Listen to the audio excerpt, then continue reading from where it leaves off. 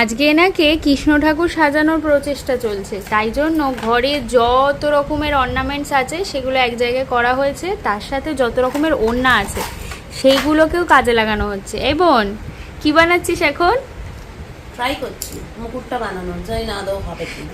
এই দেখো, এখন ওর নিজের হাতের কাজের জলওয়া দেখাচ্ছে।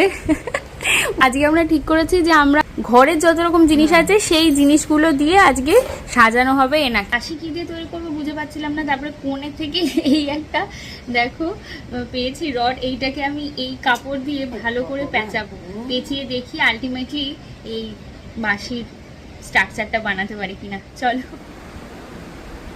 4, 5, 6, 7, 8, 9, 10, 11, 12. এটা বাজাও কৃষ্ণ কেসা বাঁশিটা বাজাও।